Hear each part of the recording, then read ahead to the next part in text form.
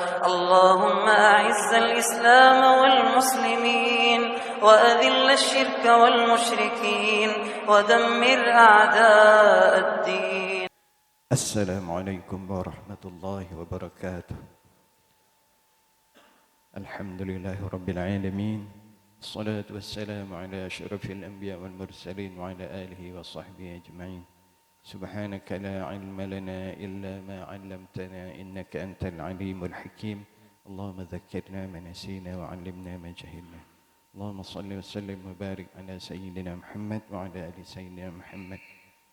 Hadirin wal hadirat rahimakumullah. Alhamdulillah, pagi ini kita masih diberikan Allah kesempatan melaksanakan salat subuh berjamaah, dan alhamdulillah akan kita rangkai dengan ta'lim yang akan disampaikan oleh guru kita Al-Ustaz Ibrahim Bafadal, dan alhamdulillah beliau sudah berada di tengah kita, dan insyaallah tema yang akan beliau sampaikan adalah mewaspadai dosa besar, riya, khianat, menuntut ilmu karena dunia, dan mendustakan takdir.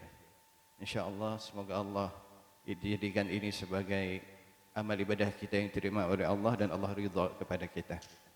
Mari kita mulai dengan ta'lim dengan bacaan basmalah. Bismillahirrahmanirrahim. Fal-tafadhal. Assalamualaikum warahmatullahi wabarakatuh. Innal hamdalillah nahmaduhu wa nasta'inuhu wa nastaghfiruh wa na'udzu billahi min shururi anfusina wa sayyiati a'malina. Man yahdihillahu fala mudilla lahu wa man yudlil fala hadiya lahu. Ashhadu an la ilaha illallah wahdahu la sharika lahu wa ashhadu anna Muhammadan 'abduhu wa rasuluhu sallallahu alaihi wa ala alihi wa sahbihi wa sallam. Amma ba'd. Jamaah salat subuh yang dirahmati Allah, kita berada pada hari-hari terakhir dari bulan Dzulqa'dah, yang ini berarti insyaallah 11 hari lagi kita akan masuk bulan Dzulhijjah, bulan haji, ya, bulan Dzulhijjah, 11 hari lagi insyaallah. Nah, di dalam bulan Dzulhijjah ini bukan hanya bulan untuk orang-orang yang berhaji saja. Meskipun memang ini bulannya haji, disebut Dzulhijjah, bulan haji. Tapi yang akan mendapat fadilah besar, keutamaan besar, pengampunan dosa-dosa, pelipat gandaan pahala, bukan hanya mereka yang berangkat ke tanah suci saja, tapi semua umat muslim sedunia ini akan mendapat keutamaan jika mau memanfaatkan 10 hari pertama dari bulan Dzulhijjah ini. Karena disebutkan dalam sebuah hadis yang sahih riwayat Al-Bukhari, Rasulullah sallallahu alaihi wasallam bersabda, "Ma min ayyamin al-'amalu salihu fiha ahabbu ila Allah min hadhihi al-ayyam." yakni al-'ashr, al-ayyam al-'ashr. Qalu, "Walal jihad ya Rasulullah?" Qal, "Walal jihad illa rajulun kharaja min baitihi bi nafsihi wa malihi falam yarji' min dhalika syai'." Tidak ada hari-hari yang mana amal saleh lebih dicintai oleh Allah untuk dikerjakan pada hari-hari tersebut selain 10 hari ini. Ini 10 hari Dzulhijjah, mulai tanggal 1 sampai tanggal 10. Ini sabda Rasulullah sallallahu alaihi wasallam, 10 hari yang mana amal saleh paling dicintai Allah Ta'ala untuk dikerjakan pada hari-hari itu. Dan tidak ada hari yang lebih utama, tidak ada hari yang lebih dicintai Allah, amal saleh dikerjakan pada hari-hari tersebut di luar 10 hari ini atau selain pada 10 hari ini. Kemudian para sahabat bertanya, tidak juga berjihad di jalan Allah wahai Rasulullah? Sebab mereka memahami jihad adalah amal yang besar, puncaknya Islam. Bagaimana dengan amal jihad di luar 10 hari itu? Maksud pertanyaan para sahabat.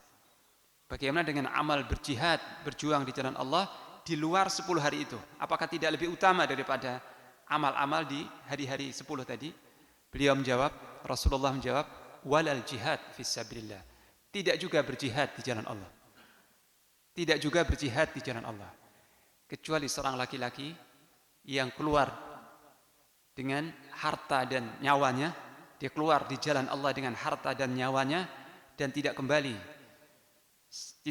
dengan keduanya, ya, tidak kembali dengan keduanya, yakni dia gugur, dia syahid di jalan Allah. Ini yang tidak bisa ditandingi. Nah, para ulama menjelaskan bahwa karena 10 hari pertama ini di bulan Dzulhijjah, hari-hari yang paling diistimewakan oleh Allah Ta'ala, maka amal saleh yang sederhana, amal saleh yang ringan atau kecil mungkin bahasa kita, ya, amal saleh yang kecil, yang sederhana, jika dilakukan pada 10 hari tersebut, pahalanya tidak bisa ditandingi oleh amal saleh yang besar yang dikerjakan di luar 10 hari tersebut, ya, termasuk jihad fisabilillah, ya. Jadi jika seorang melakukan amal saleh yang sederhana di 10 hari tersebut, ya, mungkin bertakbir, berzikir, ya. Jadi jika seseorang muslim melakukan amal saleh yang mudah dilakukan di 10 hari tersebut, mungkin berpuasa atau bersedekah atau berzikir, bertakbir, bertahmid, bertahlil atau salat sunnah, ini pahalanya tidak bisa ditandingi dengan berjihad di jalan Allah di luar 10 hari tadi. Karena besarnya keutamaan 10 hari ini, ya. Inilah 10 hari yang paling istimewa dalam sepanjang tahun. Sebagaimana 10 malam terakhir di bulan Ramadan, kalau bicara malamnya, ya, 10 terakhir malam Ramadan itu malam yang paling utama sepanjang tahun. Maka 10 hari pertama bulan Dzulhijjah ini hari siang, kita bicara siangnya, hari yang paling istimewa dalam setahun. Jadi kalau bicara malamnya 10 malam terakhir Ramadan, kalau bicara siang harinya 10 hari pertama Dzulhijjah, ya, itu. Dan sebagaimana di 10 malam terakhir itu ada satu malam yang istimewa, yaitu Lailatul Qadar, yang itu dirahasiakan Allah. Nah, di 10 hari pertama Dzulhijjah itu ada hari yang paling istimewa dalam setahun, hari yang paling istimewa dalam sepanjang tahun, dan ini tidak dirahasiakan. Kalau malam Lailatul Qadar dirahasiakan, hari yang paling utama sepanjang tahun tidak dirahasiakan Allah sebutkan, yaitu tanggal 9 Dzulhijjah, tanggal 9-nya, yang kita kenal dengan hari Arafah, Yaum Arafah, hari Arafah. Ini hari yang paling istimewa dalam sepanjang tahun, dan disunahkan berpuasa pada hari tersebut, hari 9 Dzulhijjah, yaitu puasa Arafah, yang pahala yang disebutkan dalam hadis yang sahih bahwa puasa satu hari Arafah itu menjadi kafarah, penghapus dosa-dosa setahun yang lewat dan setahun yang akan datang. Berpuasa pada satu hari itu akan menjadi kafarah, penghapus dosa-dosa setahun yang lalu dan setahun yang akan datang. Dan tidak ada suatu hari di mana Allah Ta'ala membebaskan hamba-hambanya dari neraka lebih banyak daripada hari itu, hari 9 Dzulhijjah. Inilah hari pengampunan akbar, hari rahmat yang paling besar. Hari ini Allah mencurahkan rahmat yang paling besar dalam setahun, sehingga sekian banyak hamba-hambanya yang sudah pantas masuk neraka kelak, sudah layak dan pantas disiksa dalam neraka, Allah maafkan karena dia beriman, karena hamba itu beriman, dan Allah bebaskan dari neraka. Itu hari pengampunan besar-besaran, ya. Dan ini hari mustajab untuk berdoa, ya. Hari yang paling mustajab untuk berdoa, khususnya setelah zawal, setelah tergelincir matahari, setelah zuhur sampai terbenam. Kalau jamaah haji wukuf di Arafah setelah salat zuhur, ya, dijamak dengan asar, ya, zuhur 2 rakaat, asar 2 rakaat, jamak takdim, ya. Dan untuk orang haji enggak boleh berpuasa, ya. Untuk jamaah haji pada hari Arafah justru tidak boleh berpuasa. Kenapa? Supaya mereka bersungguh-sungguh dalam berdoa. Itu hikmahnya kata para ulama, ya. Jadi setelah salat zuhur 2 rakaat dijamak dengan asar 4 rakaat, ini hari waktu berdoa sudah, enggak ada amal lain, berdoa terus sampai terbenam matahari, sebagaimana dicontohkan oleh Rasulullah sallallahu alaihi wasallam. Beliau berdoa dengan sungguh-sungguh, dengan panjang sekali, ya, antara setelah zawal sampai terbenam matahari, karena ini hari yang paling mustajab dalam setahun, hari yang paling diistimewakan dalam setahun, dan tidak pernah syaitan terlihat lebih kerdil. Syaitan terlihat lebih kerdil, lebih sengsara, lebih kecewa selain pada hari ini. Ini hari syaitan betul-betul kecewa, sedih, dan frustasi kalau bahasa saya. Frustasi. Kenapa? Karena dia sudah mengerjai manusia besar banyak-banyak, pada hari itu dimaafkan oleh Allah Subhanahu wa taala. Ini. Nah, sekarang apa amal saleh yang dianjurkan di hari-hari tersebut, di 10 hari pertama? Semua amal saleh, ya. Tidak dibatasi, semua amal saleh. Tetapi yang dikhususkan adalah, yang lebih dianjurkan, memperbanyak takbir, tahmid, dan tahlil. Dengan bahasa lain, takbiran, memperbanyak takbiran. Jadi kalau di kita takbiran itu masyhurnya kan hari raya, ya. Pas hari raya takbiran. Padahal disunahkan takbirannya itu sejak tanggal 1. Sejak tanggal 1 takbiran. Kita kumandangkan di rumah, di jalan, di perjalanan sebagainya, kita kumandangkan, kita lantunkan dari mulut-mulut kita, Allahu Akbar, Allahu Akbar, Allahu Akbar, la ilaha illallah, wallahu akbar, Allahu Akbar, walillahil hamd. Takbir, tahlil, tahmid tercakup dalam ini, ya. Allahu Akbar, Allahu Akbar, takbir. La ilaha illallah, wallahu akbar, tahlil dan takbir.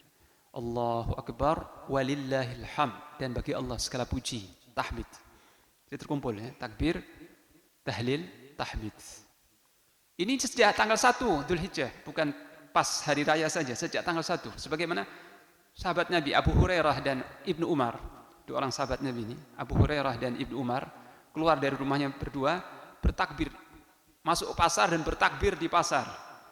Dan seluruh orang-orang di pasar juga bertakbir, ikuti takbir dua orang sahabat ini, sehingga pasar itu bergemuruh dengan suara takbir. Ya. Pasar-pasar bukan tidak hanya sibuk dengan jual beli saja, tapi mereka juga bertakbir, bertahmid, bertahlil di 10 hari pertama bulan Dzulhijjah. Jadi hendaknya kita basahi lidah-lidah kita dengan zikir, khususnya zikir apa saja. Takbir, tahmid, tahlil, tasbih, istighfar, salawat kepada Rasulullah SAW, tilawah Quran, apa saja dianjurkan, ya. Semua amal saleh, termasuk bersedekah, pahala yang sangat besar pada hari-hari ini. Juga menyembelih kurban, ya. Tapi menyembelih kurban ini di hari ke-10, bukan di hari 1, tapi khusus di hari ke-10 dan 3 hari setelahnya, ya. Jadi kalau kita hendak berkorban, afdolnya tanggal 10. Tanggal 10, ya. Meskipun boleh tanggal 11, 12, 13 boleh, tapi kalau kita hendak mendapat keutamaan yang besar, nyembelihnya tanggal 10, karena masih termasuk dari 10 hari pertama, ya. Ini. Adapun berpuasa sunnah itu dianjurkan sejak tanggal 1, sebagaimana kata Ibnu Rajab Al-Hambali dan juga Imam An-Nawawi rahimahullah. Kedua ulama ini menjelaskan bahwa termasuk amal saleh yang dianjurkan adalah berpuasa sunnah sejak tanggal 1 sampai tanggal 9. Tanggal 9 saja. Karena tanggal 10 hari raya haram untuk berpuasa. Nah, kalau kita nggak mampu berpuasa 9 hari, full 9 hari, ya mungkin berapa hari? 3 hari mungkin, ya. 3 hari.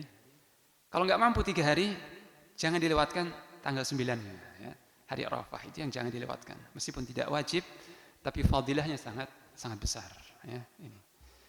Nah, jadi kita harus gitu, ya, harus jeli, ya, dan sadar, ya. Kita sadar bahwa ini 10 hari yang nanti insya Allah kita lewati mudah-mudahan, ini bukan hari-hari biasa, hari-hari luar biasa.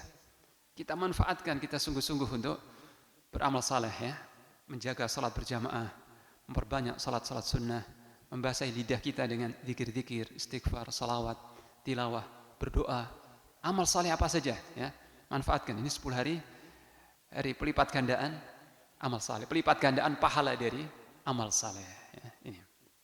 Baik, sebagai pengantar. Kemudian jamaah sekalian yang dirahmati Allah, ya. Apa sebenarnya permasalahan atau tema kehidupan yang besar, tema yang terpenting, terbesar dalam kehidupan ini apa? Apa qadiyah? Qadiyah itu permasalahan, ya. Permasalahan, agenda yang paling penting dalam kehidupan ini. Target target atau pencapaian yang utama itu apa ya? Nah, ini kalau kita tanyakan kepada manusia, jawabannya berbeda-beda ya, beragam. Ya. Apa yang menyibukkan pikiran mereka itu beda-beda, macam-macam menyibukkan ini. Tapi umumnya tidak keluar dari seputar dunia ya. Tidak keluar dari seputar kemaslahatan dunia. Ini. Tetapi Imam Muslim rahimahullah meriwayatkan dari Abu Ayyub radhiyallahu anhu. Abu Ayyub berkata, suatu hari Rasulullah sallallahu alaihi wasallam bersama para sahabatnya dalam bepergian. Jadi beliau dan para sahabatnya sedang musafir, bepergian, melintasi padang pasir. Tiba-tiba ada seorang A'rabi, seorang Arab Badui, tidak dikenal dan tidak disebut namanya, dan bukan rombongan musafir. Ya. Seorang Arab Badui di tengah padang pasir itu, dia mengenal ini Rasulullah, dia tahu ini Rasulullah SAW dan para sahabatnya, maka dia kejar. Ya. Dan dia seorang Muslim, Badui ini. Dia kejar, kemudian ketika sudah dapat, tali ontanya Rasulullah SAW itu dipegang. Tali ontanya dipegang, otomatis ontanya diam, ya, berhenti. Entah kalau dipegang kendalinya, dipegang berhenti. Ya. Nah ini orang Arab Badui ini tanpa izin, tanpa permisi, langsung dia, ya mungkin karena tabiatnya ya, di pedalaman, di pedusunan, ya, dia pegang tali ontanya Rasulullah SAW, dia cegat begitu, maka ontanya diam. Langsung dia berkata, ya Rasulullah. Dalam riwayat lain, ya Muhammad, ada dua riwayat. Ya. Akhbirni an syai'in yuqarribuni minal jannah wa yuba'iduni minan nar. Wahai Rasulullah, kabarkan kepadaku, ya, katakan kepadaku tentang sesuatu yang akan mendekatkanku ke surga dan menjauhkanku dari neraka. Nah, ini pertanyaan ini dilontarkan karena ini yang menyibukkan pikiran orang Arab Badui ini. Dia tahu bahwa ini yang paling penting dalam kehidupan. Ya. Urusan onta, urusan kehidupan, urusan apa saja itu Allah yang ngatur. Tapi ini yang sesuatu yang paling penting dan paling serius. Selamat dari neraka dan masuk dalam surga. Ini yang paling menyibukkan dan paling merisaukan hati orang Arab Badui itu. Sehingga dia kejar Rasulullah SAW untuk bertanya tentang suatu hal ini. Bertanya kepada Nabi. Katakan kepadaku, terangkan kepadaku, apa yang bisa mendekatkanku ke surga dan menjauhkanku dari neraka. Pertanyaannya sepertinya sederhana, simple, tapi Rasulullah sallallahu alaihi wasallam kagum dengan pertanyaan ini. Senang, takjub dengan pertanyaan ini, sehingga beliau memandang kepada para sahabatnya. Beliau enggak langsung menjawab, tapi menoleh kepada para sahabatnya. Saya berkata, laqad wuffiq. Beliau bersabda, orang ini telah mendapat taufik.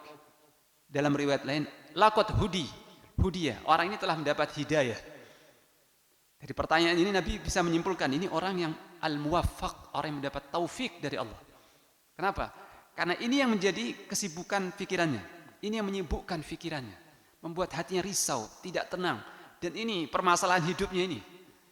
Bukan soal onta, soal ma'isyah, ini permasalahan hidupnya. Nah, orang yang menjadikan ini permasalahan hidupnya, ini orang yang mendapat taufik. Karena ini enggak ada jaminan. Dalam soal ini kita enggak ada jaminan, ya. Dan kalau kita tidak selamat dari neraka, binasa. Na'udzubillah min dzalik. Dan siapa yang beruntung mendapat surga, dia telah mendapat keberuntungan yang besar. Sebagaimana Allah berfirman dalam surah Ali Imran, "Kullu nafsin dha'iqatul maut wa innama tuwaffawna ujurakum yawmal qiyamah. Faman zuhziha 'anil nar wa udkhilal jannata faqad faz." Wa mal hayatud dunya illa mata'ul ghurur. Setiap manusia pasti akan merasakan kematian. Semua manusia, masuk kita, tinggal tunggu waktu, ya. Dan sesungguhnya pahala amal kalian itu hanya akan disempurnakan di akhirat, pada hari kiamat. Wa innama tuwaffawna ujurakum yaumal qiyamah. Pahala-pahala amal kalian itu akan disempurnakan nanti pada hari kiamat. Nah, kemudian Allah berfirman, faman zuhziha 'anil nar wa udkhilal jannata faqad faz. Barang siapa yang dijauhkan dari neraka dan dimasukkan ke dalam surga, maka sungguh dia telah beruntung. Faz, beruntung, sukses.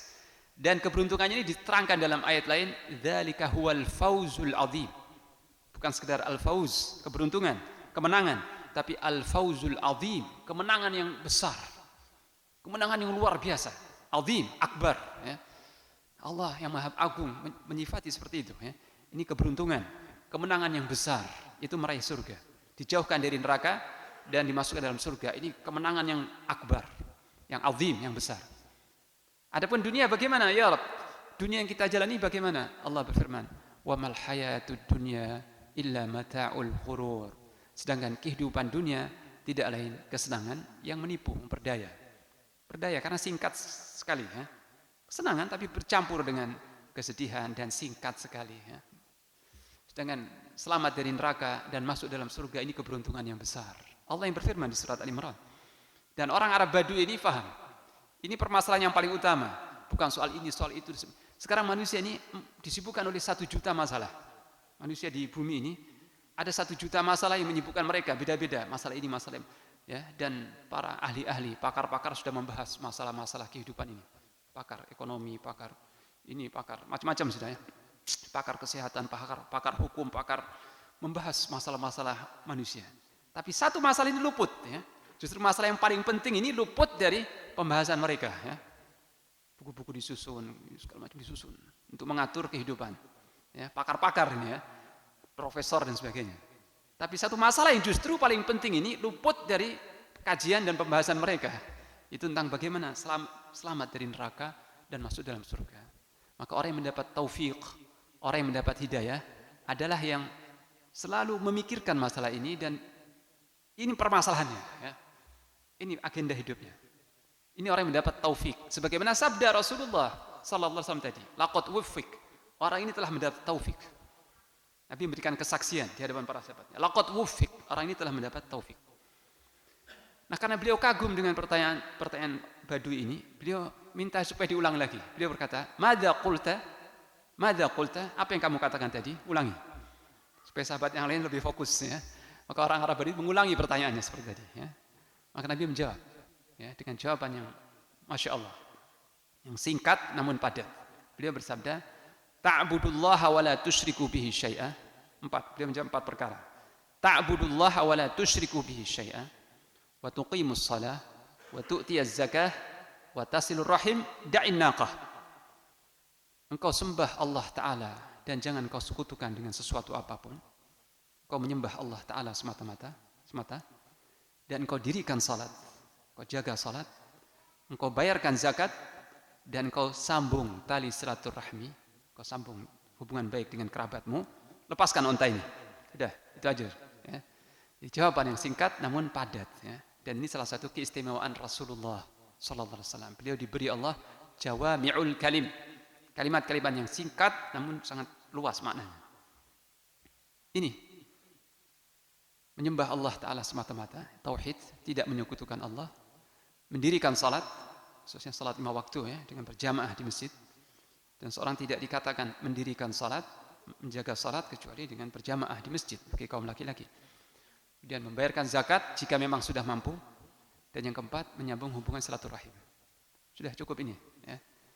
Mungkin seorang bertanya, lalu mana menuntut ilmu? Mana jihad? Mana birrul walidain? Mana amal yang lain? Itu nanti dalam hadis-hadis yang lain. Tapi karena ini di dalam perjalanan dan orang ini butuh jawaban yang tuntas, jawaban yang singkat dan mencakup, maka Nabi menyebut poin-poin yang paling penting. Pokok-pokok yang kalau ini dilakukan cukup sudah. Selamat orang itu. Jauh dari neraka dan akan selamat, akan dekat ke surga. Ya, ini ya, permasalahan terpenting dalam kehidupan itu ini. Ya. Gimana kita selamat dari neraka, terjauhkan dari neraka, dan bisa dekat ke neraka, ke surga. Tadi menjaga salat, menjaga tauhid, menjaga hubungan baik dengan kerabat dan juga membayar zakat. Nah, di sini saya hendak menggarisbawahi tentang engkau sembah Allah Ta'ala dan jangan kau sekutukan dengan sesuatu apapun. Jadi kita dituntut untuk beribadah kepada Allah dengan ikhlas, tidak tercampur kesyirikan. Dan kesyirikan ini adalah dosa terbesar. Dan syirik menyekutukan Allah ada 2 macam. Ada syirik besar. Syirik besar seperti syiriknya kaum Yahudi dan Nasrani. Ada syirik kecil yaitu riya. Riya itu seorang salat atau mungkin berhaji, atau mungkin beramal saleh untuk dipuji, untuk dilihat manusia. Ya. Seorang beramal saleh untuk dilihat manusia, supaya dikagumi dan dipuji oleh manusia. Riya. Dan riya ini meskipun disebut syirik kecil, ya, disebut syirik kecil, tapi ini yang paling dikhawatirkan, justru yang paling dikhawatirkan oleh Rasulullah Sallallahu Alaihi Wasallam. Dalam sebuah hadisnya beliau bersabda, Inna akhwafa ma akhafu alaikum asyirkul asghar, ar-riya. Sesungguhnya yang paling aku takutkan atas kalian, paling aku khawatirkan atas kalian adalah syirik kecil, yaitu riya. Riya. Seseorang menghiasi salatnya, memperbagus salatnya karena dilihat oleh manusia. Salatnya karena Allah, bukan karena dia salat karena Allah. Tapi ketika dia salat kemudian ada orang yang mengamatinya, dia diperbagus salatnya dia. Nah, di sini riyanya, ya. Ingin dipuji, ingin dilihat manusia. Dan ini membuat amal tersebut sia-sia. Sia-sia. Amal saleh sebesar apapun jika disusupi oleh riya, sia-sia. Allah tidak menerima karena salah satu sifat Allah itu yaghar, cemburu, ya. Salah satu sifat Allah itu pencemburu, dan Allah Maha cemburu. Dan Allah cemburu jika seorang hambanya berbuat maksiat atau melakukan apa yang diharapkan. Allah sangat cemburu, ya. Apa kecemburuan Allah itu? Cemburu jika hambanya, baik yang laki-laki atau perempuan, melakukan apa yang diharamkan Allah. Allah sangat cemburu. Dan di antara bentuk kecemburuan Allah Ta'ala, dia tidak ridha, tidak menerima kalau suatu amal saleh itu dia dipersekutukan dengan selainnya, ya. Allah enggak ridha, enggak menerima. Kalau ada seorang hamba beramal saleh, dia niatkan karena Allah dan karena si fulan, tidak murni karena Allah. Jadi amal saleh ini, salat ini, haji ini, kurban ini, dia dalam hatinya niat untuk dapat pahala dari Allah dan juga supaya dipuji oleh manusia. Kalau ada dan yang lain ini Allah enggak terima. Allah enggak mau diserikatkan, ya, dipersekutukan, enggak mau, ya. Dalam sebuah hadis qudsi Allah Ta'ala berfirman, Ana aghna syuraka'i anis syirik, faman amila amalan asyraka fihi ghairi taraktuhu wa syirkah. Aku adalah yang paling tidak butuh persekutuan. Ana aghna syuraka. Aku adalah zat yang paling kaya, paling tidak butuh dari persekutuan, paling tidak ridha, tidak mau dipersekutukan. Barang siapa yang beramal saleh, melakukan amal saleh, ya, asyraka fihi ghairi, dia menyekutukan aku dengan selain aku dalam amal saleh tersebut, aku tinggalkan amal itu dan sekutunya. Aku tinggalkan amal tersebut, aku tolak, ya. Aku tolak amal tersebut. Dan aku tinggalkan dia dan sekutunya. Tidak aku terima. Ini, jadi riya adalah dosa besar. Dan ini harus kita waspadai. Harus kita waspadai. Karena bisa menyusup dalam amal-amal saleh kita. Dan kalau sampai menyusup amal-amal saleh kita, maka amal-amal tersebut sia-sia. Tidak ada pahalanya sama sekali, ya. Dengan kata lain, kita dituntut untuk ikhlas dalam setiap amal saleh. Ya, karena ini syarat diterimanya ibadah, ya. Syarat diterimanya ibadah itu dua. Ibadah apa saja? Syarat umum, gitu, ya. Syarat umum diterimanya ibadah dua, sebagaimana mungkin sudah kita ketahui bersama. Itu niatnya ikhlas karena Allah dan cara pelaksanaannya sesuai tuntunan Rasulullah sallallahu alaihi wasallam. Ini mutaba'ah. Ikhlas dan al-mutaba'ah atau al-ittiba'. Jika salah satu dari dua syarat ini tertinggal, amal tersebut ditolak oleh Allah SWT. Dan karena ikhlas ini berat, ya. Jangan dikira mudah, ya.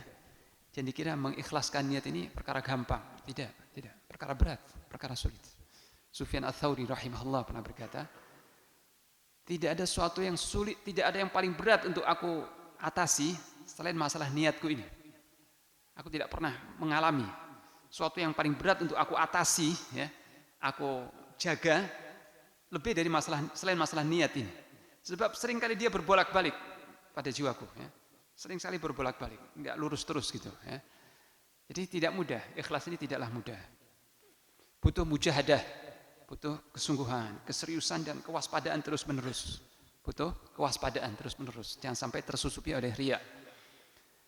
Dan karena ini tidak mudah, maka dan kita sangat butuh pertolongan Allah Ta'ala.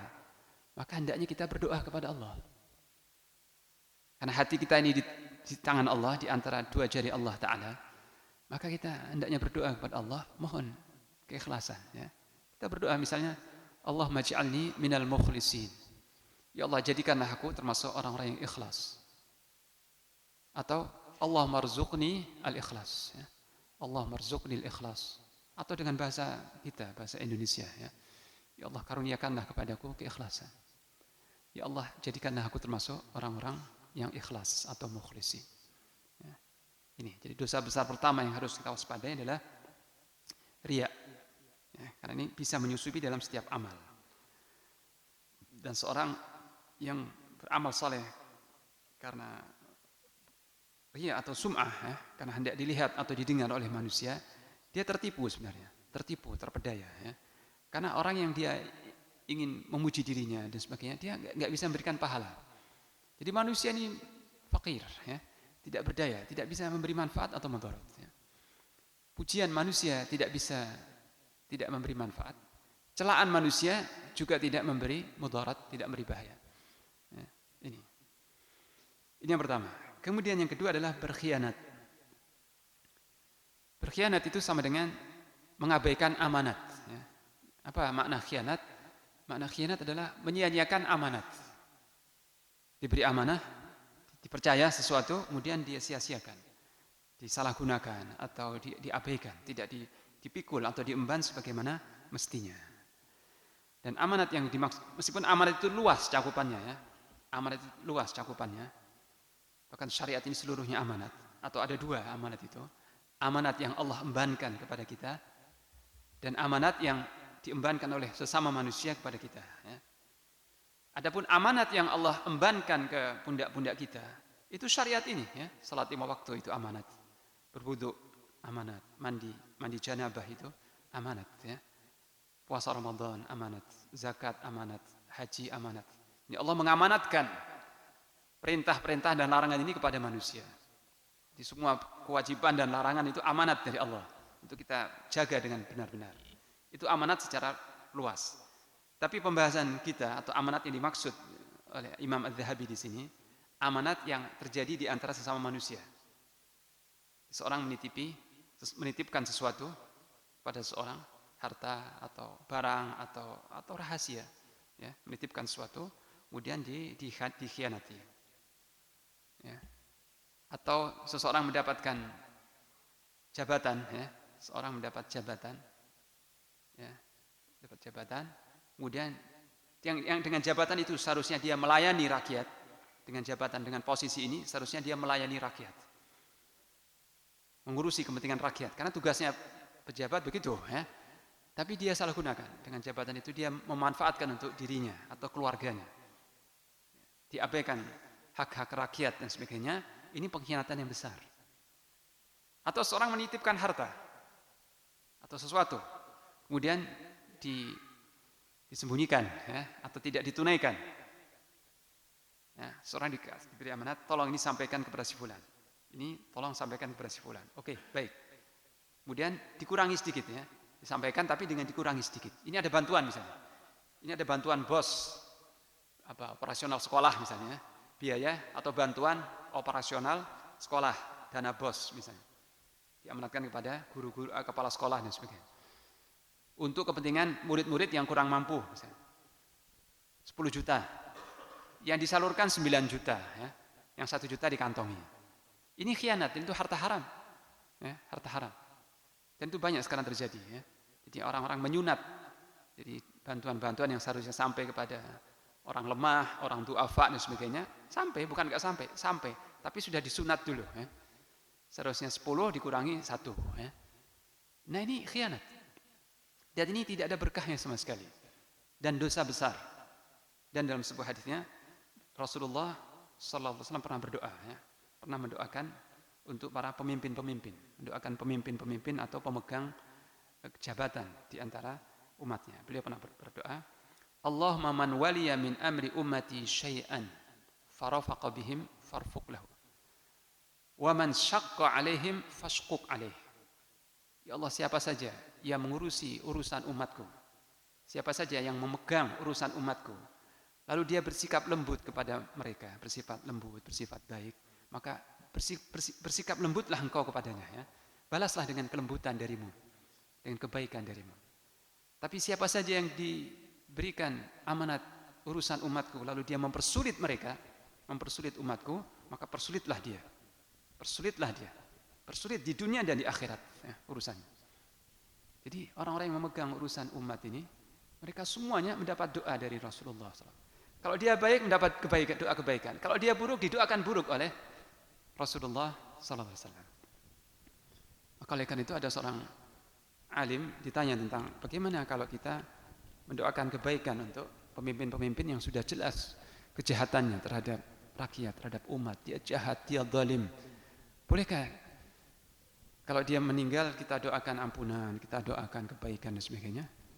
Maka alim ini menjawab, jangan, ya. Sebab kalau engkau mendoakan kebaikan dan sebagainya, engkau kurang beradab terhadap Rasulullah sallallahu alaihi wasallam. Kenapa kurang beradab? Rasulullah mendoakan keburukan baginya, engkau mendoakan kebaikan. Ya. Nabi sudah mendoakan keburukan bagi pemimpin yang zalim, yang jahat. Nabi mendoakan keburukan baginya, lalu engkau mendoakan kebaikan baginya. Seolah engkau membantah doanya Rasulullah sallallahu alaihi wasallam. Ya. Ini khianat dalam segala hal. Termasuk juga khianat yang harus kita waspadai sebagai orang tua, ya, sebagai orang tua adalah masalah pendidikan anak-anak kita. Sebab anak, kalau ini urusan amanat dengan Allah, ya, ini saya melebar sedikit, amanat dari Allah Ta'ala, bukan dari manusia. Meskipun yang dimaksud Adz-Dzahabi, khianat di sini mengkhianati amanat yang terjadi di antara manusia, ya, harta, jabatan, sebagainya. Termasuk rahasia juga, ya. Kalau seorang curhat, artinya dia konsultasi dengan seorang, saya ada masalah ini, ada masalah begini, masalah pribadi, ya. Dan dia bicara empat mata seperti itu. Bahkan dia kadang waspada. Dia ketika bicara dia noleh kanan kiri, takut dilihat orang, takut diketahui pembicaraannya. Maka ini amanat. Haram hukumnya disampaikan kepada orang lain, meskipun orang yang terdekat dengan kita. Jadi kalau ada orang curhat, ada masalah, ya, saya pernah melakukan suatu dosa besar pada masa lalu, atau saya ada. Ini rahasia ini. Nggak boleh diceritakan hatta kepada istri kita atau orang yang terdekat. Ya, dan itu ada hadisnya, ya. Nabi bersabda sallallahu alaihi wasallam, jika seseorang berkata kepada kawannya, ya, berbicara kepada kawannya, lalu dia menoleh, maka itu amanat. Menoleh di sini artinya dia noleh, ada orang lain enggak yang ngawasi, gitu maksudnya, ya. Kalau seorang bicara tenang gitu enggak, bukan amanat, tapi kalau dia bicara lihat kanan kiri dulu, ya. Lihat kanan kiri dulu, oh, aman, enggak ada orang, terus dia bicara. Dia sengaja bicara empat mata begitu. Baik di rumah, di masjid, di mana saja, di mobil sebagainya. Dia bicara empat mata begini dan meskipun dia tidak minta dirahasiakan. Dia enggak bilang ini rahasia, ya. Jangan ceritakan ke orang lain, ya. Meskipun dia enggak minta seperti itu. Cukup kalau dia bicara dengan menoleh sekali saja, dia bicara kemudian menoleh. Nabi bersabda kalau dia menoleh sekali, cukup, itu amanat bagimu, ya. Tidak boleh disampaikan atau diceritakan ke orang lain. Amanat. Dan itu sering saya dapati, ya, banyak orang mengabaikan amanat majelis. Ini namanya amanat majelis. Seorang duduk berdua, empat mata, menyampaikan permasalahan pribadi, urusan pribadi. Dan ini kadang-kadang suatu yang aib, suatu yang tidak layak kalau didengar orang lain. Makanya dia cari kesempatan empat mata, ya. Kalau dia didengar orang lain, dia akan malu, ya. Akan malu dan nama baiknya jatuh, nama baiknya rusak. Makanya dia bicara karena ingin tahu apa hukumnya atau bagaimana solusinya, apa jalan keluarnya. Dia tanya, dia konsultasi itu biasanya bingung gitu, ya. Saya pernah melakukan suatu gini. Apa yang harus saya lakukan? Ya. Atau saya pernah, walhasil suatu yang menyangkut aibnya. Nah, kalau kita mendapat ungkapan atau curhatan semacam itu, jaga, ini rahasia. Kalau kita ceritakan ke orang lain, kita mengkhianati amanat ini, ya. Mengkhianati amanat majelis ini, amanat pembicaraan. Jadi amanat bukan cuma harta, bukan cuma jabatan, pembicaraan pun juga ada amanat yang tidak boleh dikhianati, ya. Itu. Dan saya bicara lebih luas lagi itu tentang anak-anak. Ini amanat dari Allah SWT. Setiap anak itu diamanatkan Allah kepada orang tuanya. Allah yang menciptakan anak-anak ini. Allah pencipta, satu-satunya pencipta. Menciptakan anak tersebut, bayi tersebut, diamanatkan kepada kita sebagai orang tuanya supaya dijaga fitrahnya. Supaya fitrahnya itu fitrahnya mencintai Islam, mencintai Allah, mencintai kebaikan, benci dengan keburukan, dengan kemaksiatan. Itu fitrah. Jadi fitrah manusia, fitrah itu artinya apa? pembawaan asal. Ya. Jadi suatu potensi dalam jiwa yang Allah semaikan dalam setiap manusia. Semua manusia tanpa pandang bulu. Fitrah yang Allah tanamkan dalam hati setiap manusia itu baik. Fitrah itu adalah bertauhid, mencintai Allah, mencintai agamanya, dan membenci keburukan. Ini fitrah. Seperti itu Allah menciptakan fitrah setiap manusia. Sebagaimana dalam sebuah hadis Nabi bersabda, "Kullu mauludin yuladu 'alal fitrah." Setiap bayi itu dilahirkan di atas fitrah.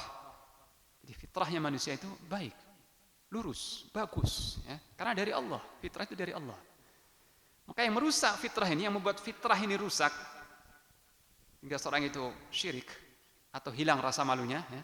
Kenapa sekarang banyak anak-anak muda atau remaja yang kurang rasa malunya dan mengabaikan rambu-rambu Allah dan sebagainya? Salah satu faktornya adalah pengkhianatan orang tua. Kalau boleh saya katakan, secara orang tuanya telah mengkhianati amanat ini. Dia tidak mendidik anak-anaknya dengan tarbiyah Islamiyah, dengan pembinaan secara Islami. Ya biarkan anak-anaknya mungkin pacaran atau menonton tayangan yang tidak Islami, atau diabaikan pendidikannya. Dia nggak mengurusi pergaulannya, terserah mau berteman dengan siapa saja, masa bodoh, sudah besar kok. Ya, tidak diawasi, tidak diurusi salatnya, khususnya salatnya, ya. Yang pertama diurusi salatnya. Tidak diperhatikan salatnya, akhlaknya, adabnya, pendidikan tidak diperhatikan, sehingga rusak akhlak anak itu. Maka orang tua berkhianat, telah mengkhianati amanat tersebut, ya, dan telah menyebabkan anak itu menyimpang fitrahnya. Makanya harus diperhatikan. Ya, kita sebagai orang tua, ini amanat dari Allah anak-anak itu supaya kita kawal, kita kawal fitrahnya supaya tetap lurus. Dan Ibnu Qayyim rahimahullah menyebutkan panjang lebar dalam kitabnya Tuhfatul Maudud, Tuhfah al-Maudud, tentang bagaimana kewajiban orang tua dalam mendidik anaknya, bagaimana luar biasa panjang lebar, ya. Di situ beliau mengatakan mayoritas orang-orang yang, atau gini, beliau berkata, mayoritas, kalau kita amati, mayoritas manusia itu rusak akhlaknya. Pengamatan beliau, ya, mayoritas manusia itu menyimpang akhlaknya, bukan rusak, menyimpang. Mayoritas manusia itu menyimpang akhlaknya. Dan ini karena kesalahan pendidikan orang tuanya, kata beliau.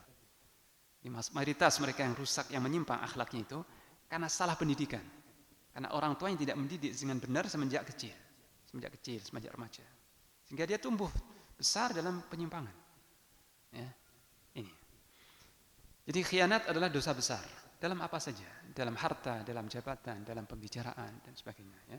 Kita berlindung kepada Allah dari sifat ini, sifat tercela itu khianat, dan ini sifatnya orang munafik, sebagaimana Allah berfirman, sebagaimana Nabi sallallahu alaihi wasallam bersabda, ayatul munafik thalathah.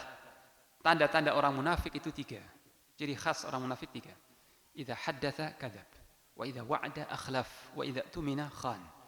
Jika dia berbicara berdusta. Ini juga termasuk dosa besar. 3 hal yang disebut dalam hadis ini semuanya dosa besar. Jika dia berbicara berdusta. Jika dia berjanji dia ingkari, dia selisih. Dan jika dia diberi amanat, dia khianati. Ini ciri-ciri orang munafik, ya. Mengkhianati amanat. Ini. Nah, kemudian yang ketiga, dosa besar ketiga yang harus kita waspadai juga adalah mendustakan takdir, ya. Mendustakan takdir. Nah, takdir ini salah satu rukun iman. Beriman kepada takdir Allah itu salah satu rukun iman yang ke-6. Yang tidak sah keimanan kita, tidak benar keimanan kita sampai kita mengimani dengan takdir Allah yang baik maupun yang buruk. Apa maksudnya takdir yang baik? Takdir yang baik seperti kesehatan, keamanan, kesehatan, bersih dari pandemi, keamanan, kemakmuran, itu semua takdir yang baik. Takdir yang buruk adalah yang tidak disukai oleh manusia.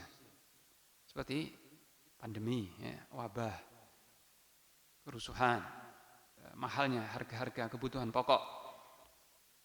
Semua yang tidak disukai manusia, penyakit juga, penyakit, kekurangan, kesulitan, itu takdir yang buruk. Nah, kita mengimani bahwa semua takdir yang baik ataupun yang buruk itu berasal dari Allah SWT. Allah telah menakdirkan itu semua. Apa maksudnya kita beriman dengan takdir? Kita percaya bahwa itu sudah ditakdirkan Allah. Para ulama menjelaskan 4 ya. Saya sebut secara singkat saja. Maksudnya beriman kepada takdir itu beriman kepada 4 perkara. Pertama, beriman kepada ilmu Allah. Mengimani ilmu Allah, bahwa Allah sudah mengetahui apa yang akan terjadi itu semua. Allah sudah tahu secara rinci, bukan secara global. Allah tahu secara rinci, secara detail semua peristiwa yang akan terjadi di alam semesta sampai hari kiamat. Bahkan wa ma tasqutu min waraqatin illa ya'lamuha. Tidaklah jatuh selembar daun ke bumi, di dalam kegelapan bumi, melainkan Allah mengetahui tempat jatuhnya, kapan jatuhnya dan sebagainya. Atau bagian mana jatuhnya Allah tahu. Sudah didata oleh Allah ya. Sudah diketahui sebelum terjadi. Sampai sedetail itu.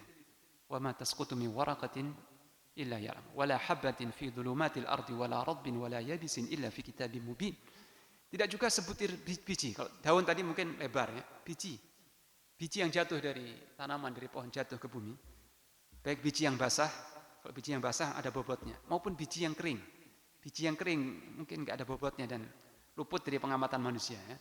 Tidak ada sebutir biji yang jatuh di dalam kegelapan bumi, di dalam hutan belantara yang gelap, melainkan Allah mengetahui di mana jatuhnya, kapan jatuhnya.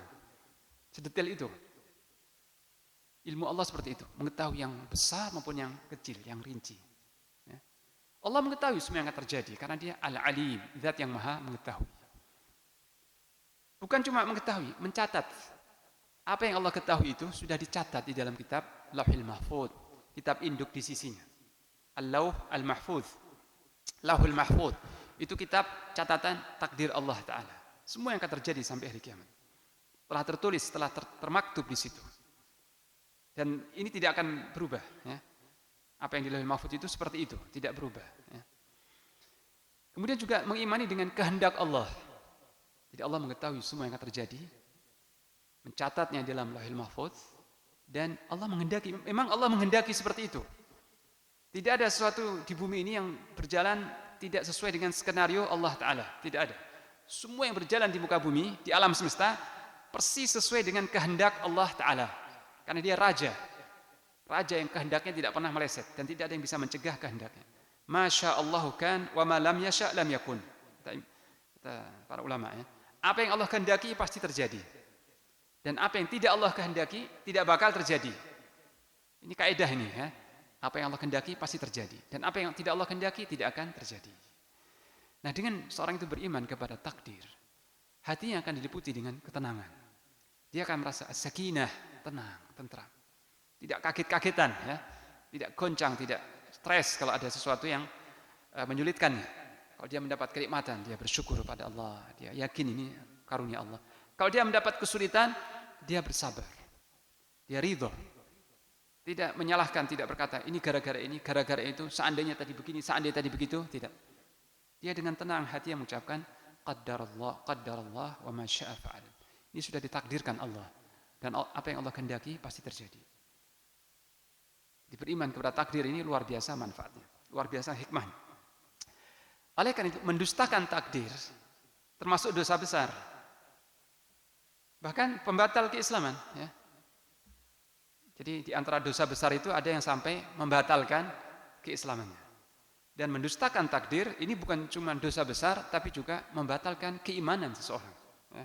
Membatalkan keimanan seseorang. Sebagaimana sebuah hadis yang panjang ya, ada 2 orang Kufah di awal munculnya Qadariyah ya, pendapat yang menafikan takdir itu di Irak, di Kufah, di zaman akhir-akhir sahabat. Dan yang memunculkan pendapat ini orang-orang yang menggeluti ilmu, bukan orang awam, orang-orang yang sibuk dengan Al-Quran dan sebagainya, tapi karena jauh dari petunjuk guru-guru mereka punya pendapat yang nyeleneh, ya, yang liberal. Mereka berkata, takdir itu tidak ada. Ya. Jadi, peristiwa itu terjadi spontan, tidak ditulis oleh Allah di Lauhul Mahfuz itu. Maka 2 orang Kufah ini berkata, coba kita datang ke Mekah, kemudian kita temui salah seorang sahabat Nabi sallallahu alaihi wasallam. Dia dari Kufah datang ke Mekah, ketika tawaf bertemu dengan Abdullah bin Umar. Ya.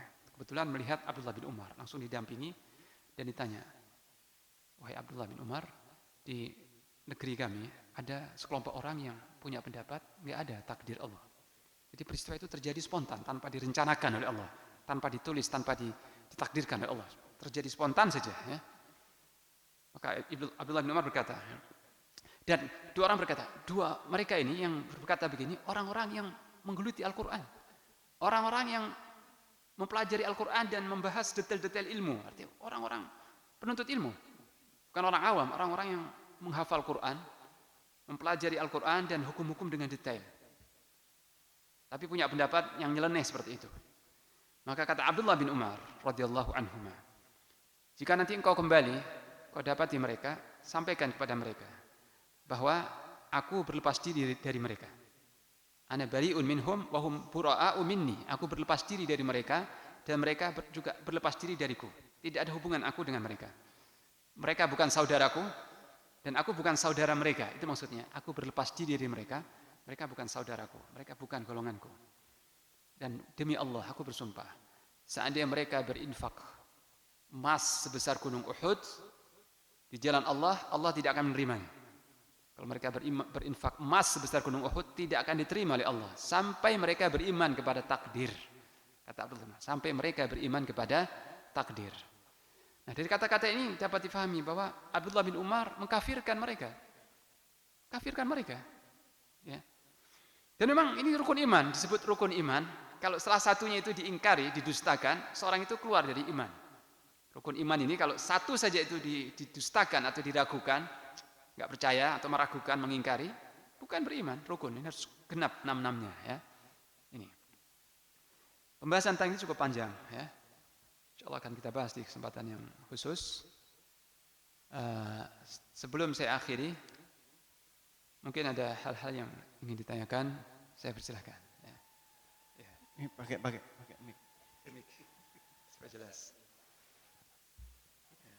Ya, Assalamualaikum warahmatullahi wabarakatuh. Waalaikumsalam. Tadi yang apa namanya pendapat ulama menyikapi masalah takdir yang 4 itu, tadi mengenai ilmu, terus Catatan.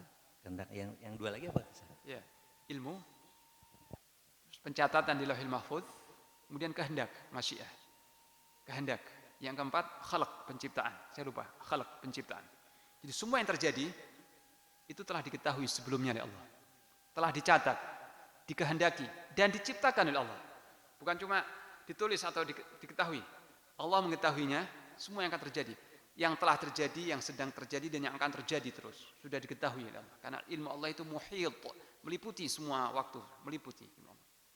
Dan semua ilmu Allah itu telah tertuang. Jadi semua yang Allah ketahui, ilmu Allah itu telah tertulis rapi di dalam Lauhil Mahfuz. Kitab rahasia, kitab milik Allah. Dan apa yang tertulis di situ, semuanya sesuai dengan kehendak Allah. Memang Allah mengetahui dan menghendaki seperti itu. Allah menghendaki seperti itu.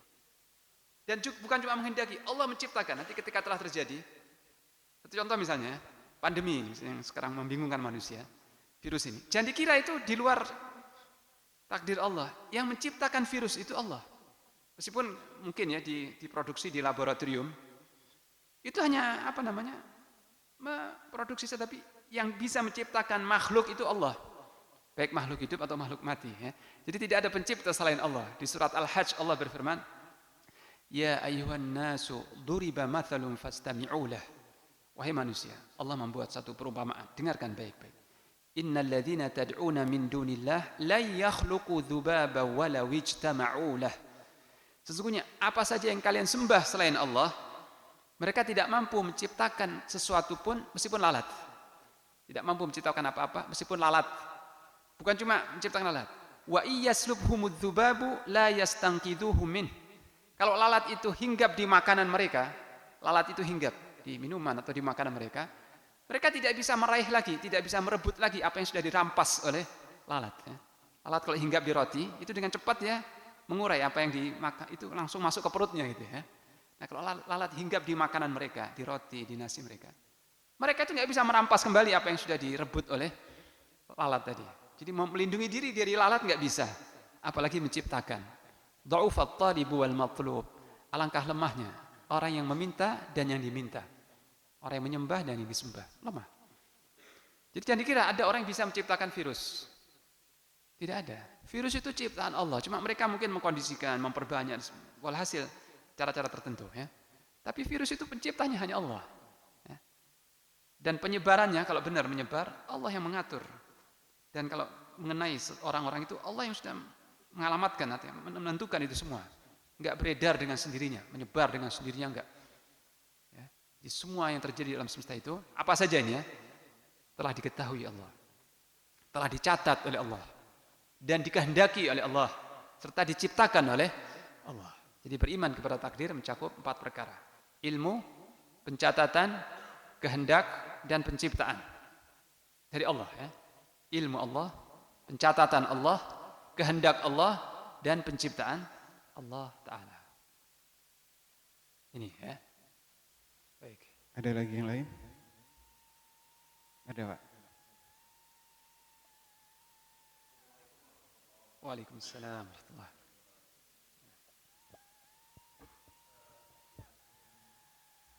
Saya Pak Ustadz tentang ikhlas dan ria yang cukup sulit untuk kita sikapi. Nah, ini suatu amalan hati Pak Ustadz. Untuk menghindari ria dan untuk mendapatkan keikhlasan dari amalan yang kita lakukan selain berdoa, apa aja yang bisa kita usahakan dalam setiap amalan kita yang kita lakukan. Makasih. Iya, bagus. Ya, bagus. Benar, ikhlas tidak mudah. Ya. Dan ria itu mudah sekali menyusup dalam amalan kita tanpa kita sadari. Kadang-kadang kita nggak sadar, nggak waspada, nggak merasa gitu ya. Nggak sadar gitu ya, nggak sadar. Nah di samping berdoa, yang penting dalam hal menghadirkan ikhlas itu adalah ilmu. Ya. Ilmu tentang Allah. Atau boleh saya katakan ma'rifatullah, mengenal Allah Ta'ala. Mengenal Allah Ta'ala. Jadi mengenal bahwa Allah Maha Agung. Dia yang menciptakan kita. Dan Allah Raja. Ilah, sesembahan kita. Kita agungkan Allah, kita mencintai Allah. Jadi kalau seorang muslim sudah mengenal Allah, mengenal dengan nama-nama dan sifat-sifat Allah. Allah Maha Pengasih, Maha Penyayang, Maha Raja, Maha Pemberi rizki, Maha nama-nama yang baik. Akan timbul dalam hatinya kecintaan kepada Allah, mahabbatullah. Akan tumbuh dalam hatinya kecintaan kepada Allah yang kuat. Kecintaan yang jujur dalam hatinya. Itu akan tumbuh dengan seorang itu memahami nama-nama Allah, memahami, merenungkan, meresapkan, menghayati nama-nama Allah dan sifat-sifatnya. Gak bisa muncul begitu saja ya. Jadi harus tafakkur, dia merenungkan Allah Maha Rahman. Dia lihat bukti-bukti kasih sayang Allah. Allah Maha Perkasa, Maha Kuasa. Dia lihat di alam semesta bukti-bukti kekuasaannya. Gak usah jauh-jauh. Wa fi anfusikum afala tubsirun. Jadi kita sendiri ini bukti kekuasaan Allah, bukti rahmat Allah, bukti ilmu Allah Ta'ala. Dan alam ini semua bukti-bukti. Nah seorang yang sudah merenungi, meresapi kekuasaan Allah, keagungan Allah, kebesaran Allah, luasnya rahmat Allah, melimpahnya nikmat Allah Ta'ala, kan tumbuh dalam hatinya kecintaan kepada Allah. Dia akan mencintai Allah Ta'ala. Nah dengan kecintaan kepada Allah itu akan mendorongnya untuk beramal karena yang dicintainya. Ya. Beramal karena Allah. Dan hatinya terputus dari kecintaan kepada makhluk. Artinya enggak noleh kepada makhluk. Enggak menghiraukan makhluk gitu ya. Karena yang dia tuju Allah, yang diharapkan itu ridho Allah. Cintanya yang paling besar untuk Allah. Rasa takutnya yang paling besar terhadap Allah. Karena dia juga Allah tahu. Dia tahu Allah Maha keras siksanya. Allah Maha pencemburu. Allah Maha cepat perhitungannya. Raja yang kehendaknya tidak bisa ditolak. Dan kalau Allah menghukum pasti kena. Orang yang dihukum itu enggak bisa ngeles. Kalau Allah tidak menghukum pasti kena. Dan boleh jadi kita melakukan suatu amal yang kita anggap remeh, ternyata Allah murka. Dan kalau Allah murka, kita akan binasa di dunia dan di akhirat. Na'udzubillah min dzalik. Jadi memahami sifat-sifat Allah ini bukan cuma sifat-sifat yang kelembutan ya. Sifat-sifat kelembutan, kasih sayang, tapi juga sifat-sifat keperkasaan. Keperkasaan seperti Allah Maha keras siksanya, Maha cepat perhitungannya, dua-duanya kita resapi ya. Nah, dengan itu akan tumbuh dalam hati rasa takut pada Allah. Rasa takut kepada Allah. Takut Allah marah, takut azabnya, takut Allah murka, takut Allah tidak ridho kepada kita. Jadi kalau hati seorang hamba itu berada di antara kecintaan kepada Allah, takut kepada Allah dan berharap hanya kepadanya, berharap hanya kepada Allah, maka ini hati yang selamat, qalbun salim. Illa man atallaha biqalbin salim. Kecuali orang yang menghadap Allah dengan hati yang selamat. Hati yang salim, hati yang selamat itu hati yang kecintaan terbesarnya untuk Allah. Yang paling dicintai Allah. Yang paling ditakuti Allah. Yang paling diharap Allah. Jadi dia seolah nggak menoleh makhluk nih, nggak berharap sedikit pun, nggak berharap secuil pun dari makhluk. Tidak berharap kebaikan dari makhluk. Tidak berusaha menghindar celaan makhluk. Terserah makhluk mau memuji, mau mencela, masa bodoh. Mereka makhluk, nggak ada manfaat yang bisa mereka berikan dan nggak ada bahaya yang bisa mereka timpakan. Allah satu-satunya yang memberi manfaat atau bahaya. Manusia nggak berdaya sama sekali, nggak punya apa-apa. Ya, dia sadar bahwa pemilik segala-galanya Allah. Yang bisa memberikan manfaat Allah, yang bisa memberikan celaka atau bisa melindungi dari celaka hanya Allah. Manusia nggak punya apa-apa. Pujiannya nggak manfaat, celaannya tidak membahayakan. Masa bodoh. Ya. Jadi yang diharapkan itu Allah semata. Ridho Allah yang diharapkan, rahmat yang diharapkan. Allah yang paling dia cintai, yang paling dia takuti. Nah kalau hati sudah terisi oleh hal ini, maka insya Allah akan mudah untuk ikhlas. Jadi riya itu karena apa? Karena dia belum mengenal Allah. Orang itu riya. Karena dia masih mengagungkan makhluk. Dia masih menganggap makhluk ini besar. Makhluk ini, manusia ini bisa memberi manfaat kepada saya. Ya. Dia bermanfaat sekali kepada saya. Biasanya orang-orang penting atau orang-orang yang atau kalau dia memuji itu bermanfaat bagi saya. Saya akan terpuji, terhormat. Ini karena dia belum mengenal Allah sebagaimana mestinya. Kalau orang sudah mengenal Allah sebagaimana mestinya, mengenal Allah, dia akan mengagungkan Allah, mencintai Allah, berharap kepada Allah dan takut kepadanya. Dan sebaliknya, tidak peduli dengan makhluk, nggak berharap kebaikan dari mereka, nggak takut celaan mereka, nggak khawatir terhadap bahaya dari mereka dan tidak mencintai mereka dengan kecintaan yang kuat, mencintai sebatas kecintaan manusiawi biasa. Ya. Tapi kecintaan yang tertinggi tertuju kepada Allah Ta'ala semata. Saya teringat ungkapan bait kata-kata seorang ahli hikmah. Dia berkata, idza sahha minkal wuddu fal kullu hayyinu wa kullu alladhi fawqa at-turabi turabu. Jika kecintaanmu kepada Allah benar, maka semua masalah itu remeh, ringan. Semuanya remeh. Dan semua yang di atas tanah itu tanah, ya. Jika kecintaanmu kepada Allah benar, maka semua selain Allah fal kullu hayyinu, semua itu remeh, enggak ada nilainya, ya. Dan semua yang di atas tanah itu tanah. Gedung-gedung yang besar, raja-raja, manusia, konglomerat, itu tanah semuanya, enggak ada apa-apa itu. Semua yang di atas tanah itu tanah. Hanya Allah satu-satunya diharap, dipuja, diagungkan dan sebagainya. Jadi ikhlas tidak akan dijaga, diwujudkan dengan benar sampai seorang itu mengenal Allah, ma'rifatullah ta'ala. Sampai dia mengagungkan Allah, mencintai Allah, takut kepada Allah, berharap kepada Allah. Kalau ini sudah masuk, terwujud dalam hati seorang, dengan mudah dia beramal ikhlas. Karena dia sudah meremehkan makhluk sudah, ya. Bukan tidak menghargai, bukan, lain, ya, bukan bermaksud saya. Dia menganggap makhluk ini enggak punya manfaat atau mudarat sama sekali sudah. Pujiannya enggak manfaat, celaannya enggak bahaya. Jadi semua bergantung, hamba ini bergantung kepada Allah semata, ya. Ini ilmu, ya. Ilmu tentang Allah atau ma'rifatullah. Kemudian yang ketiga, samping berdoa, kemudian mengenal Allah, yaitu memperbanyak ibadah-ibadah rahasia. Memperbanyak ibadatus sir, ibadah rahasia. Jangan sampai amal kita ini yang nampak di depan jamaah saja, ya. Kita harus beramal yang tidak diketahui jamaah. Kalau perlu tidak diketahui istri kita, anak-anak kita. Kita salat malam, khususnya salat malam, ya. Dan salat malam termasuk amal yang rahasia. Meskipun mungkin diketahui istri dan sebagainya, mungkin. Tapi ini amal rahasia. Dan Nabi menyebutnya amal rahasia. Allah juga menyebutkan ini amal rahasia, ya. Tatajafa junubuhum 'anil madhaji' yad'una rabbahum khaufan wa tama'a. Mereka berdiri di malam hari menjauh dari lambung mereka menjauh dari tempat pembaringan mereka untuk salat malam. Ini orang enggak tahu, ya kan? Orang luar enggak tahu. Juga sedekah yang rahasia. Juga memperbanyak zikir, ya, zikir yang enggak diketahui orang. Walhasil kita perbanyak amal-amal yang sir, amal-amal rahasia. Dan kata Imam Ahmad rahimahullah, ya, hendaknya seorang itu memiliki rahasia antara dia dengan Allah yang tidak diketahui oleh siapapun. Yang tidak diketahui oleh siapapun, rahasia antara dia dengan Allah. Itu perbanyak amal-amal sir, amal-amal rahasia. amal-amal yang rahasia. Nah, orang yang memperbanyak amal rahasia, insya Allah zahir dan batin itu akan sama nanti. Karena dia sudah terbiasa melakukan amal yang khusus untuk Allah, rahasia. Maka dia terkondisi, terbawa, sehingga kalau dia salat berjamaah di masjid, beramal yang jahar, niatnya enggak terpengaruh manusia. Karena dia sudah khusus, sudah menikmati, ya, sudah menikmati amal yang rahasia dengan Allah.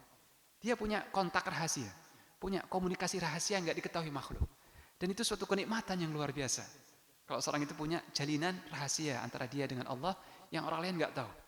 Ini suatu kenikmatan besar. Ya, yang kalau diketahui orang mungkin keruh kenikmatannya ini. Ya. Ini. Dan para salafus saleh, ulama-ulama kita terdahulu, kalau kita baca biografinya, banyak mereka itu melakukan amal-amal yang baru diketahui setelah orangnya mati. Setelah orang yang meninggal baru amal itu ketahuan. Oh, itu toh yang melakukan amal ini. Ya. Dirahasiakan sampai nggak ketahuan baru setelah dia meninggal. Itu banyak. Di antaranya Abdullah bin Mubarak. Abdullah ibn Mubarak, seorang tabi'in. Itu luar biasa amal-amalnya. Ya. Banyak yang dirahasiakan. Sampai Imam Ahmad berkata, yang membuat Abdullah bin Mubarak itu harum namanya. Dikenang, harum dan dipuji oleh manusia. Karena banyaknya amal rahasianya. Katanya. Karena banyaknya amal yang dia rahasiakan.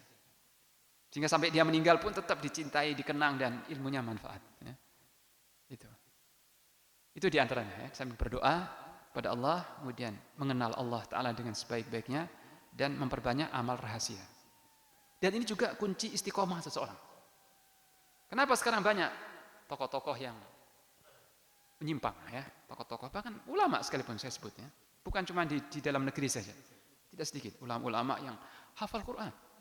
Mereka bukan orang sembarangan, hafal Quran dan syekh, ya, ilmunya nggak ada, saya nggak ada apa-apanya, kita nggak ada apa-apanya, ilmunya luar biasa, namanya masyhur, tapi dengan mudah menyimpang sekali, ya, menyimpang hanya karena dunia, karena harta, menyimpang.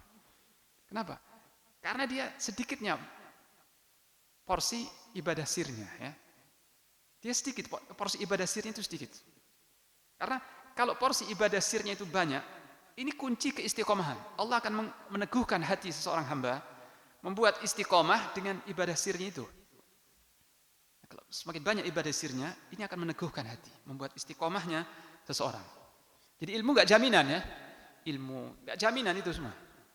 Yang jaminan adalah taufik dari Allah. Yang menjamin itu taufik dari Allah. Dan taufik itu akan dekat kepada orang-orang yang ikhlas, yang hanya mengharap ridha Allah, mengagungkan Allah dan tidak mengagungkan makhluknya. Yang ilmunya betul-betul manfaat, ya. Allah memberikan taufik sehingga ilmunya sedikit atau banyak bermanfaat, meresap dalam hati, sehingga dia menjadi orang yang mukmin jujur, mukmin yang jujur karena Allah, berharap ridha Allah, berharap yang di sisi Allah, dan tidak berharap kepada makhluknya. Itu taufik dari Allah, hidayah dari Allah.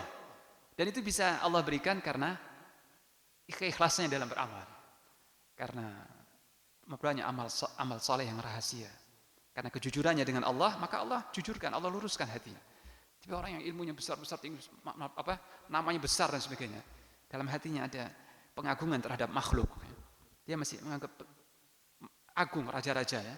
Dengan mudah dia akan menyimpang, disimpangkan Allah, karena Allah mengetahui ketidakjujurannya, ya. Allah mengetahui isi hati hamba-hambanya. Siapa yang Allah tahu jujur, Allah luruskan, Allah berikan tambahan taufik.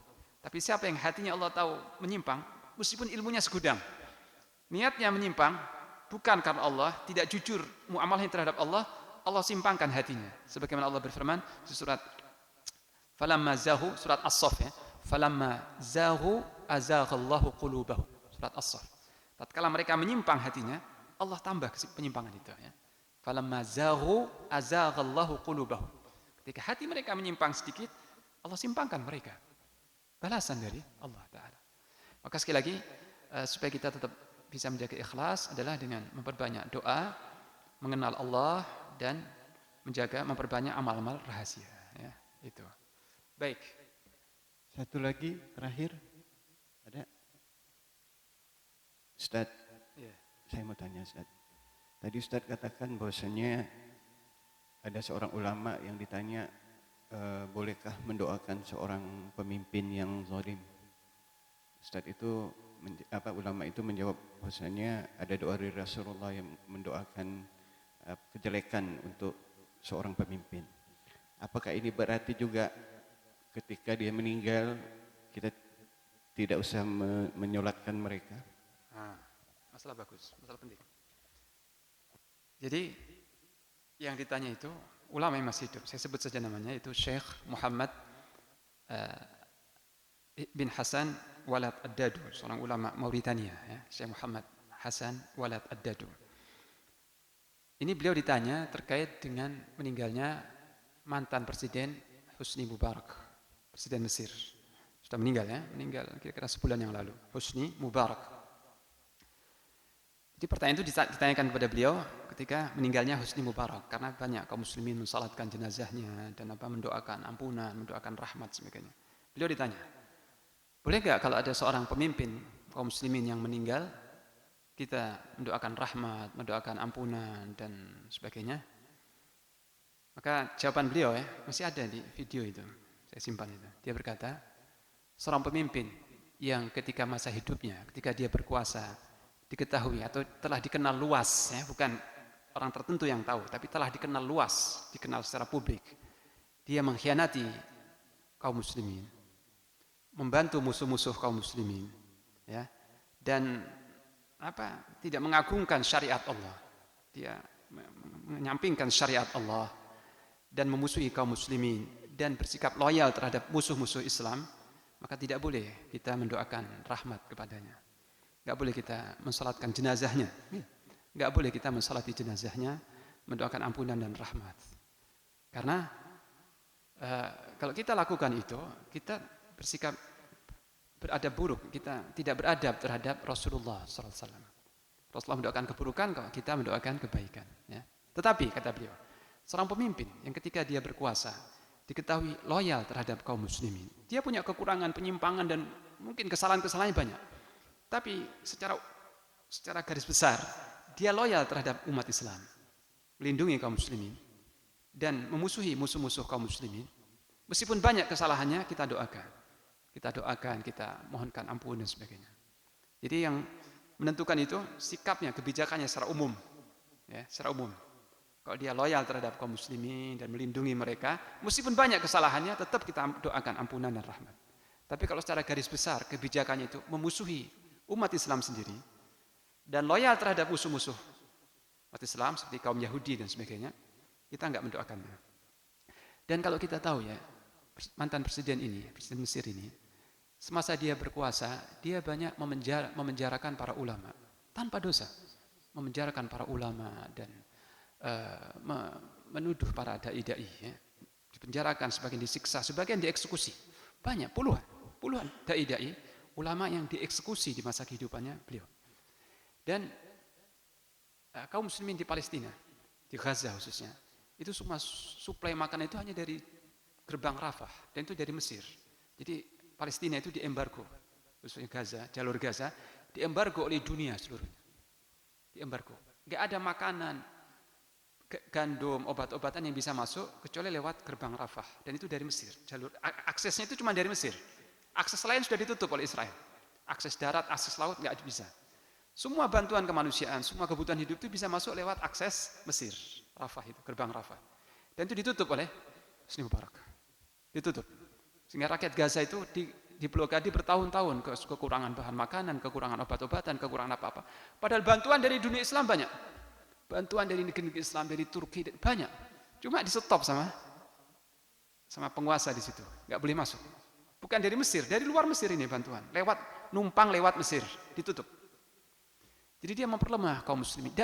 Dan ditutupnya itu atas permintaan Israel.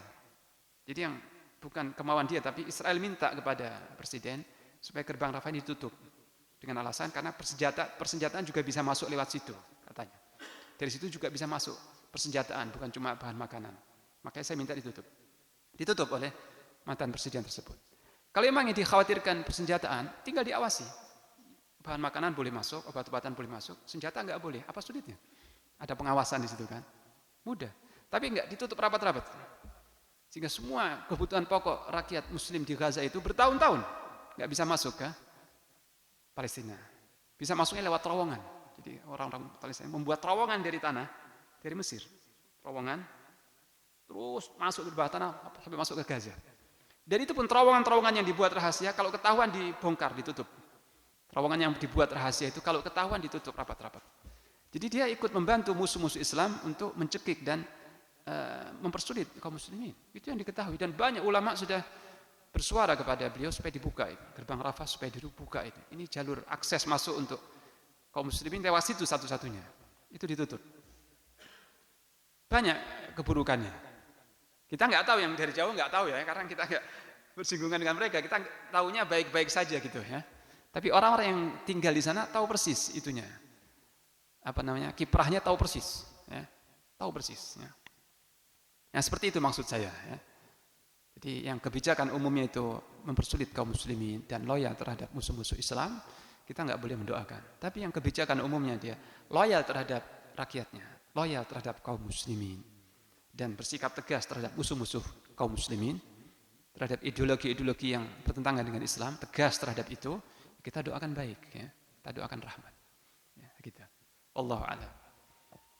Baik, kita sudah sampai di penghujung acara. Kita tutup majelis ini dengan kafaratul majlis. Subhanakallahumma wa bihamdik, asyhadu an la ilaha illa anta, wa nastaghfiruka wa natubu ilaik. Wassalamualaikum warahmatullahi wabarakatuh.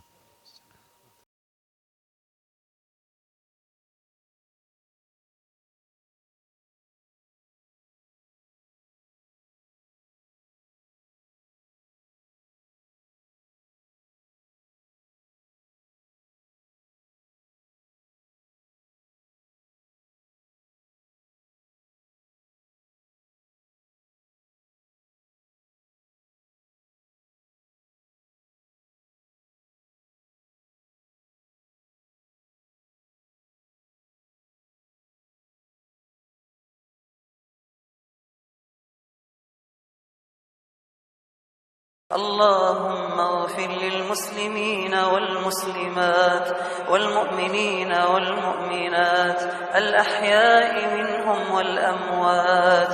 اللهم أعز الإسلام والمسلمين وأذل الشرك والمشركين ودمر أعداء الدين. واجعل اللهم إندونيسيا آمنة مطمئنة وجميع بلاد المسلمين. اللهم اجعل إندونيسيا آمنة مطمئنة وجميع بلاد المسلمين برحمتك يا أرحم الراحمين.